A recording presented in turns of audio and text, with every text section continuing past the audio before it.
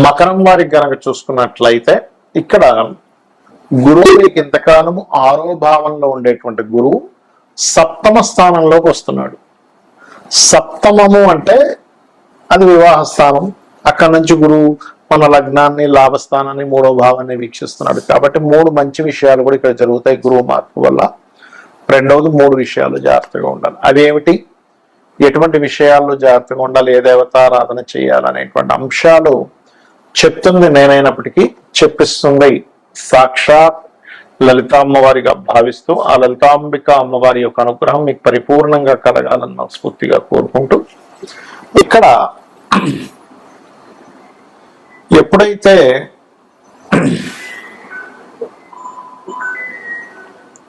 ఈ గురువు యొక్క దృష్టి అంటే సప్తమంలోకి ఇంతకాలం 6లో ఉన్నప్పుడు ఏంటంటే స్త్రీలతోని లేదా గురువులతోని కొన్ని గొడవలు ఉన్నటువంటివి క్లియర్ అవుతాయండి. 6లో ఉండే గురువు సప్తమంలోకి వస్తున్నందుకు. అయితే అక్కడ ఉండే గురువు లగ్నాన్ని వీక్షించినందుకు తెలియని ఒక కాన్ఫిడెన్స్ పెరుగుతుంది మనిషి. ఎస్ నేను చేయగలను, నాకు పర్లేదు, భగవంతుడు ఉన్నాడు, లేదు మాకు ఏదో ఒక అనుగ్రహం ఉంది, నాకు నేను చేయగలను ఒక తెలియని ఒక కాన్ఫిడెన్స్ పెరుగుతుంది. అన్నిటికంటే ముఖ్యమైంది అది గురువు దృష్టి ఉన్నప్పుడు గుర్తుపెట్టుకోండి. సప్తమం నుంచి లేదా సామాజికంగా నేను బాగా వెళ్ళగలుగుతున్నా అనే ఫీలింగ్ అయినా వస్తుంది ఆ వ్యక్తికి. అలాగే చేసే వ్యాపారాలు, అందులోనే ముఖ్యంగా భూ సంబంధించిన వ్యాపారాలు ఉంటాయి, మీడియేటింగ్ చేసేవి కొన్ని ఉంటుంటాయి, మధ్యవర్తిత్వంగా ఉండేవి అటువంటివి. ఈ వ్యాపారాల్లో కూడా కొంతమంది చూడండి ప్రవచనాలు చెప్పడం, పూజాది కార్యక్రమాలు చేయించడం, లేకపోతే డిజిటల్ మార్కెటింగ్ అంటూ ఉంటాం. డిజిటల్ మార్కెటింగ్ రిలేటెడ్ సంబంధించినటువంటి విషయంలో బాగా కలిసి రావడము, ఇటువంటివి బలంగా ఉన్నాయి చెప్పాలంటే. కావున ఈ యొక్క విషయంలో మీరు చేయవలసింది ఏమిటి అంటే ఒకటే గుర్తుపెట్టుకోండి, ఇక్కడ 3 మంచి ఫలితాలు వస్తాయని చెప్పుకున్నాం. కానీ మిగతా విషయాలు ఏమిటంటే సంతానం విషయంలో కొంచెం జాగ్రత్తలు తీసుకోవాలి. ఇక్కడ సంతానం సంబంధించిన విషయంలో, ఎందుకంటే గురువు సంతానానికి కారకుడు. కుజుడి చేత 4వ స్థానంలో ఉండే కుజుడి చేత చూడబడుతున్నాడు. మరియు గురువు యొక్క రాసుల్లో శని ఉంటూ శని యొక్క రాసుల్లో రాహు ఉన్నాడు. కాబట్టి సెకండ్ సంతానం కోసం ప్లాన్ చేసుకునేవారు. మొదటి సంతానం విషయంలో కొన్ని ఇబ్బందులు పడుతుండేటువంటి వారు సరైన సమయంలో సరైన ప్రికాషన్స్ తీసుకోవడం చేయాలి. కొన్ని నిర్ణయాల విషయంలో, ఎందుకంటే గురువు దృష్టి మన మీద పడ్డప్పుడు అది సింగిల్గా ఉండే గురువు వేరు, శని రాహు ఎనర్జీస్తో ఉండేటువంటి గురువు వేరు. ఈ యొక్క తేడా మీరు గమనించాలి, గుర్తుపెట్టుకోండి. ఆ రకంగా మీరు ఎప్పుడైనా సరే ఒకటే గుర్తుపెట్టుకోండి, ఎప్పుడైతే ఈ శని రాహు ఎనర్జీస్తో గురువు ఉన్నాడో ఇది కొంచెం అంటే మనకు తెలియకుండానే కొన్ని రాంగ్ స్టెప్ పడుతూ ఉంటుంది. ఎలాంటి విషయాల్లో ఫలానా వ్యక్తిని మనం అనుకొని వివాహం చేసేసుకుందాం అనుకుంటూ ఉంటాం. ఎందుకంటే సప్తమంలో గురువు ఉన్నాడుగా. సప్తమంలో ఉండే గురువు శని రాహులతో ఉన్నందుకు మనం చూడండి, వాళ్ళ అవసరం తీరే వరకు ఒకలాగా, అవసరం తీరిపోయిన తర్వాత ఒకలాగా ఉంటుంది కొంతమంది. వాళ్ళ యొక్క ఆలోచన విధానాలు అనుకోండి, వాళ్ళ యొక్క వైఖరి అనుకోండి, అంతా కూడా అప్పటి వరకు చాలా అతి వినయంగా, అసలు మనం అంటే వల్లభాని ప్రేమ ఉన్నట్టు, అభిమానం ఉన్నట్టు చూపిస్తూ ఉంటారు. కానీ ఎప్పుడైతే గురువు యొక్క తెల ముగిపోయింది అక్కడంతా శనిరాహుడు కనిపిస్తూ ఉంటారు. కాబట్టి ప్రేమ వివాహాలు చేసుకునేటువంటి విషయంలో, ప్రేమ వ్యవహారాలు, ప్రేమ వివాహాలు చేసుకునేటువంటి అంశంలో చాలా జాగ్రత్తగా ఎక్కడైనా రాంగ్ స్టెప్ పడుతుందో చూసుకొని చేసుకోండి.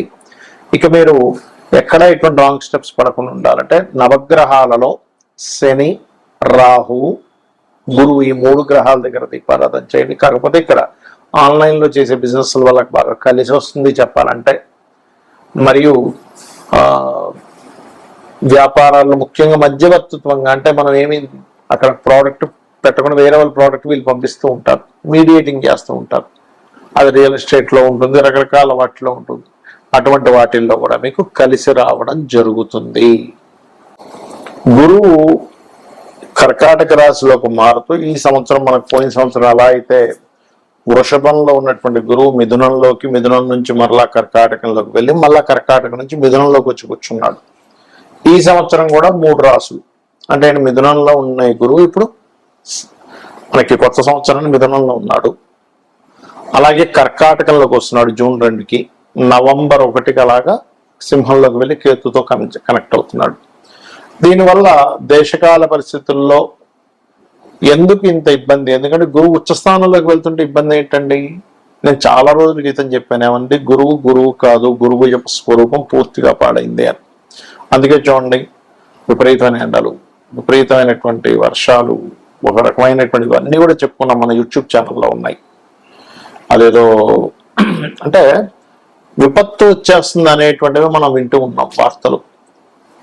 ఎందుకు కారణం ఏమిటి అంటే సర్పదోషాన్ని ఇన్నర్గా క్రియేట్ అవుతుంది. అక్కడ సర్పదోషం ఎలా క్రియేట్ అవుద్ది? రాహు వల్ల, కేతువు వల్ల.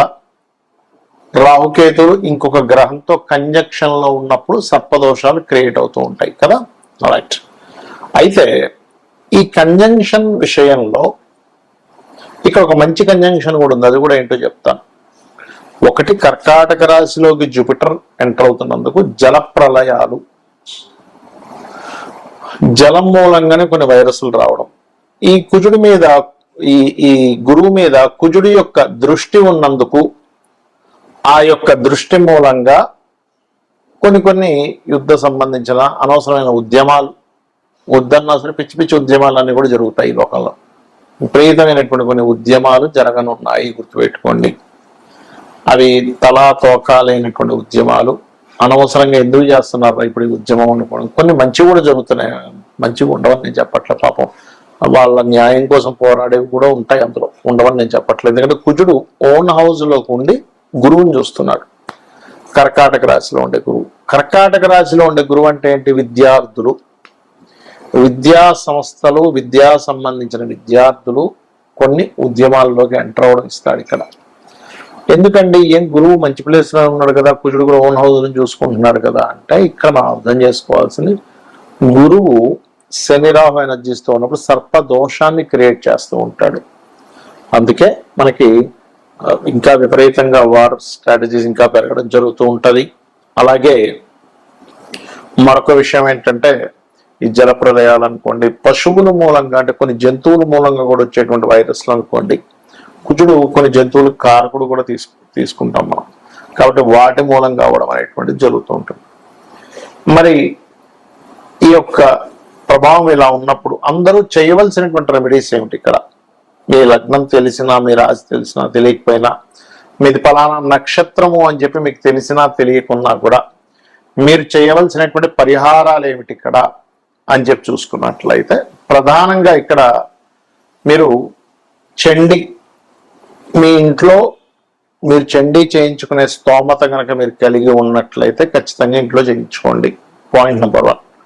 రెండవది ఏమండి, మాకు అంత స్తోమత లేదు, ముందే డబ్బులు లేక మేము విలువెల్లాడిపోతున్నాం, మళ్ళీ ఇప్పుడు ఈ చండీ ఎక్కడ చేయించుకోవాలి, చాలా ఖర్చుతో కూడుకున్నది అంటే సామూహికంగా ఆలయాల్లో చేస్తూ ఉంటారు. మీకు దగ్గరలో ఉండే చాలా తక్కువ ధనానికి చేస్తూ ఉంటారు, ఎందుకంటే సామూహికం కాబట్టి అందరికీ అది షేర్ అవుతుంది కాబట్టి అలా వెళ్ళి చేయించుకోండి. అది కూడా లేదండి చాలా ఇబ్బందుల్లో ఉన్నాను, మీరు డబ్బు ఖర్చు పెట్టకుండా రూపాయి కూడా ఖర్చు లేకుండా ఇంకో 2 ఉపాయాలు ఉన్నాయి. అవేమిటి? చండీ జరుగుతున్నటువంటి ప్రదేశానికి వెళ్ళి కూర్చోండి, శ్రద్ధగా, భక్తిగా, శ్రద్ధగా అక్కడ కూర్చుంటే చండీ చేయించిన దాంట్లో పావు వంతు అంటే 25% ఫలితం మీకు ఖచ్చితంగా వచ్చి తీరుతుంది.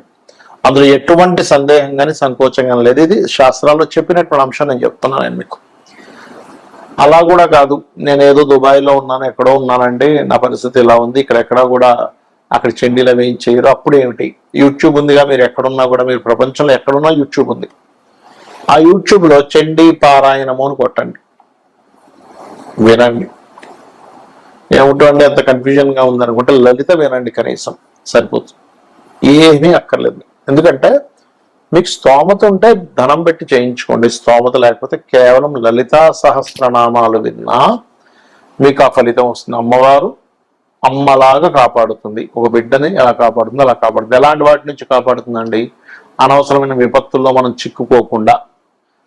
గోచార గ్రహాల్లో ముఖ్యంగా గురువు కర్కాటకంలోకి అతిచారంలో, ఈ అతిచారం వల్ల ఏమిటంటే మనం లాస్ట్ టైం కూడా చెప్పుకున్నాం, అతిచారానికి ముందే చెప్పాను ఏమంటే గోల్డ్ రేటు, సిల్వర్ రేట్ ఎలా పెరుగుతుందో పిచ్చి పిచ్చి పెరుగుతుందని. అలాగే ఇప్పుడు కూడా పెరిగేటువంటి యోగాలు ఇస్తూ ఉంది. అది 1 సంవత్సరం వరకు ఉంటుంది. అయితే ఇందులో ఒక గమ్మత్తైన విషయం ఏంటంటే ఈ గురువు కేతువు కలిసి సింహరాశిలో కలుస్తారు. అదొక సాధనా సమయంగా చెప్తారు శాస్త్రంలో.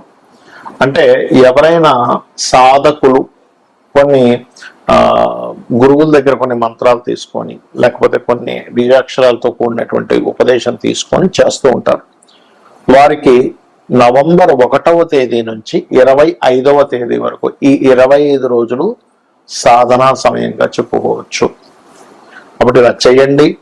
మరియు మనకి ఇప్పుడు పుష్కరాలు వస్తున్నాయి, పుష్కరాల దగ్గర కూడా చాలా జాగ్రత్తగా ఉండండి. శ్రీమాత్రే నమః.